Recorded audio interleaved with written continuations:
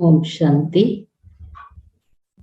आज international family day पर विशेष Shiv Shakti project के हमारी डायरेक्टर निर्मला दीदी का हम दिल से स्वागत करते हैं।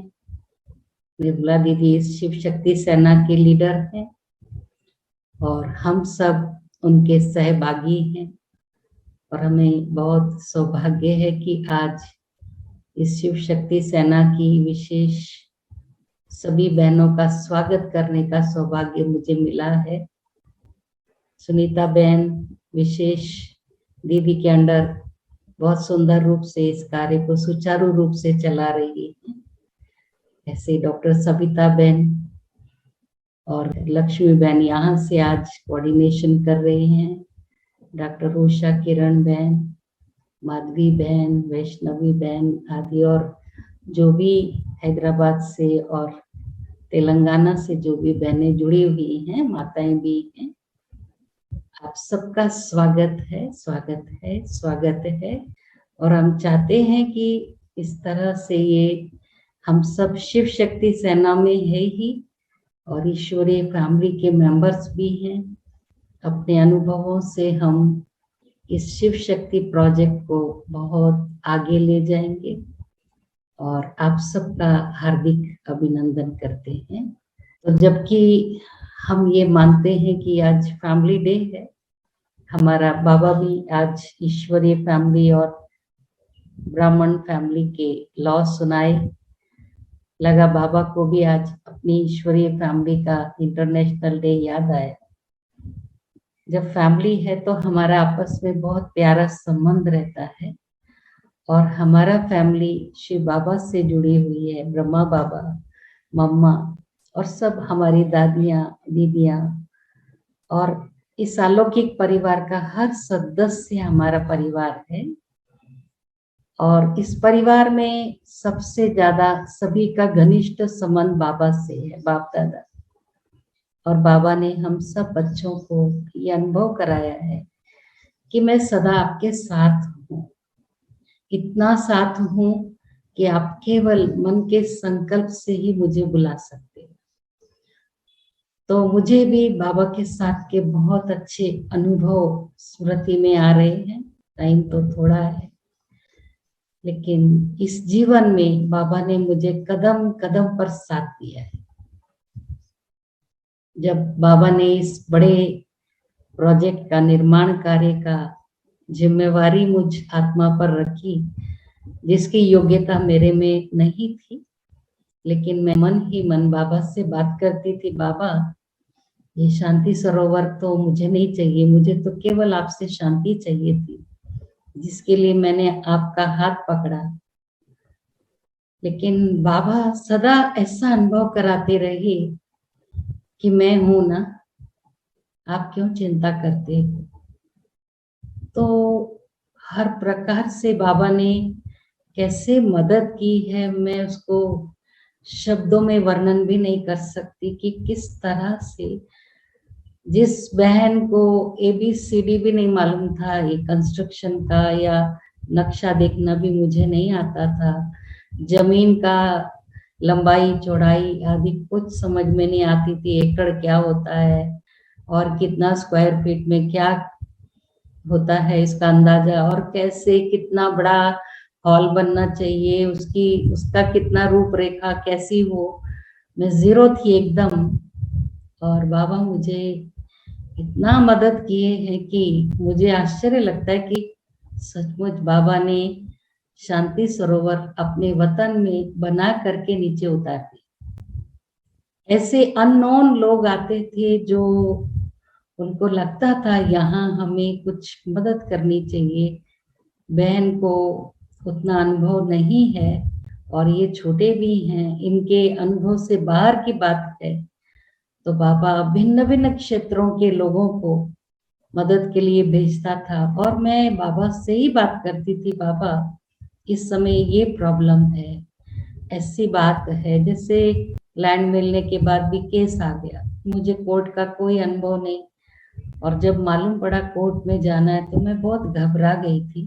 उसी समय रमेश भाई जी का फोन आया तो मेरी आवाज थोड़ी भारी थी, तो बोले बहन आप रो रहे क्या? मैंने कहा हाँ भाई साहब, कभी ऐसा नहीं सोचा था भगवान का बनना और कोर्ट में जाना, इसका कुछ को रिलेट नहीं कर पा रही हूँ। मैंने कुछ गलती नहीं की तो मुझे क्यों कोर्ट में जाना है?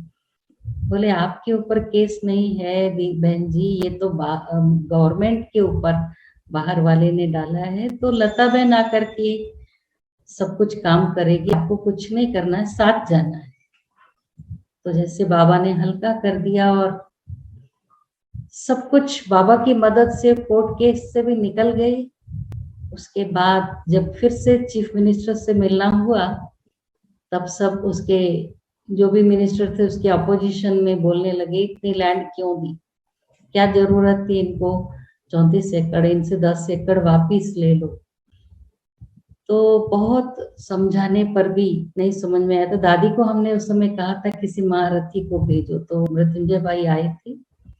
फिर उन्होंने एक बात कही कि देखिए आपके और दादी जी के उपस्थिति में ये इतना बड़ा कार्य हुआ है भूमि पूजा का, आपके और दादी के प्रेस्टीज की बात है, और 3000 लोगों में और सारे वेबसाइट में ये बात जो है हमारे देश विदेश के कई देशों में चली गई है कि आपने 34 एकड़ लैंड दी है। अब अगर ये नेगेटिव मैसेज जाएगा तो आपको कौन सी एनर्जी मिलेगी? तो थोड़ा सा वो सेंटिमेंट हो गया कि मुझे नेगेटिव एनर्जी तो नहीं लेनी है। लेकिन उसके बाद फिर जब उन्होंने कैबिनेट में बात रखी तो सभी ने कहा इनसे 1 करोड़ रुपया लीज रेंट मांगी, अपने आप छोड़ देंगे।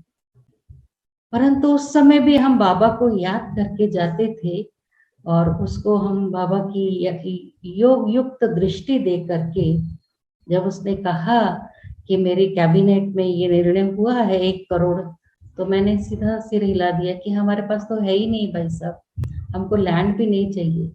लेकिन साथ साथ रमेश भाई ने एक बात लिखी थी ईमेल में, अगर 1 इंच जमीन खोया आपने तो समझो आपके हाथ से यज्ञ की इज्जत चली गई। तो भी मैं बाबा के सामने बैठकर बहुत आंसू बहा रही थी कि बाबा ये आपकी इज्जत मेरे हाथ में है या मेरी इज्जत आपके हाथ में, ये तो आप जानते हो। मैं इतनी छोटी हूँ, मैं कैसे इज्जत बचा सकती? मुझे तो कोर्ट में भी बोलना नहीं आता है, और 1 इंच तो क्या, अगर ये 1 करोड़ की बात है तो शायद सारी जमीन खो सकती हूँ। और तब हमारे भाई लोग बहने आपस में मुझे धीरे धीरे बोल रहे थे कि आप ऐसा मत बोलो कि हमें नहीं चाहिए, हम देंगे, ऐसा आश्वासन दो। मैंने कहा कहाँ से देंगे, क्योंकि उनको बीच बीच में कॉल आ रही थी। हम बहुत पावरफुल योग कर रहे थे और बाबा से कह रहे थे आपको जो देना वही बुलवाना। थोड़ी देर में उसने बोला क्या, can you give me 10 lakhs? तो मैंने बाबा को अपना सिर दे दिया, आप हाँ और ना बोलना है तो आप ही मेरे सिर को ऐसा या ऐसा हिलाना। तो मैंने तब भी कहा कि नहीं, 10 लाख भी हम एवरी ईयर नहीं दे सकते, लैंड तो बहुत कॉस्टली थी। तो भाई लोग फिर बोलने लगे जब वो कॉल में बिजी हो जाते कि आप बोल देना था ना, दादी से बात करेंगे। मैंने कहा नहीं, देखो हमारा 5 मिनट के योग में 1 करोड़ का 10 लाख हुआ, और नहीं कर सकते क्या योग?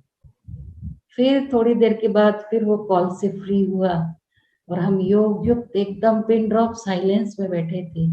उसने कहा can you give me sister 1 lakh per year? मेरा तो सिर तब भी ऐसे ही हिला। फिर बहुत हंसा वो कि सिस्टर तो शायद ये कुछ भी देना नहीं चाहती। तो मैंने फिर बात को पलटा दिया, मैंने कहा कि नहीं सर, हमको जो भी निर्णय लेना है हेडक्वार्टर से, तो आप हमको 15 दिन का टाइम दीजिए, हम दादी जी से मिलकर सब बड़ों से पूछकर जो कहेंगे वो हम देंगे।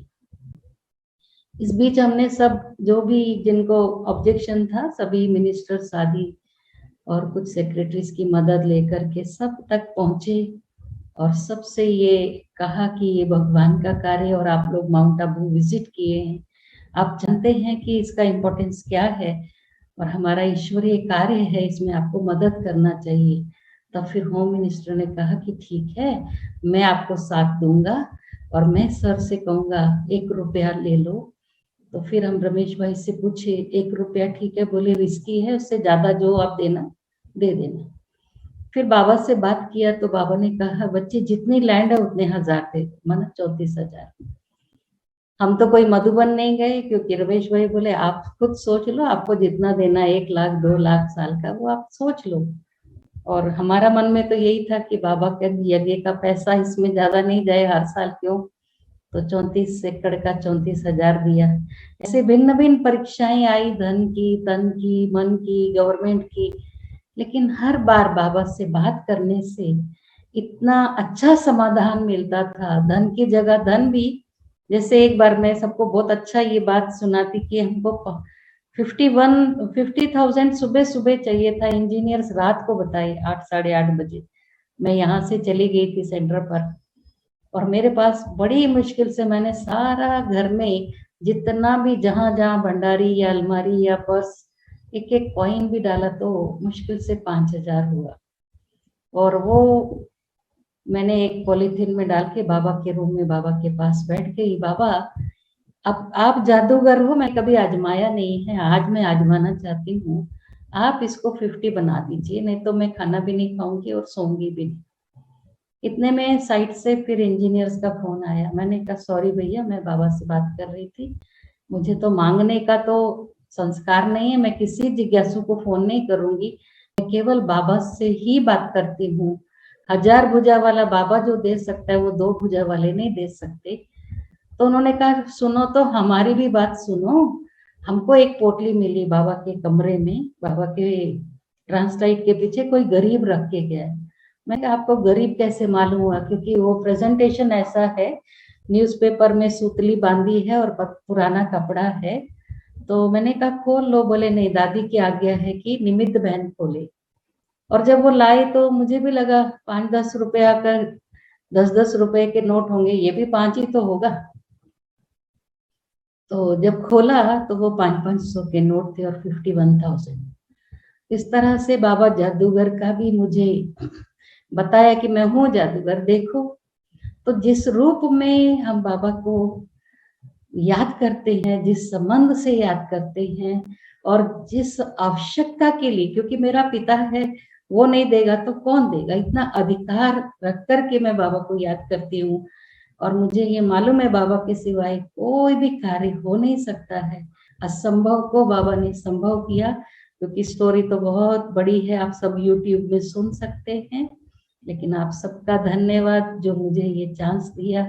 बाबा से मेरे सर्व संबंध हैं, और मैं सर्व संबंधों को बाबा के साथ अनुभव करते हुए अपने जीवन में सदा खुश और संतुष्ट रहती हूँ। और मुझे पक्का ये हर सेकंड याद रहता है कि बाबा मेरे साथ है। मेरा हर कार्य जो भी मेरे लिए बाबा ने निमित्त बनाया है, मैं कुछ भी नहीं करती हूँ, सब कुछ मेरा काम बाबा करके चला जाता है। शांति।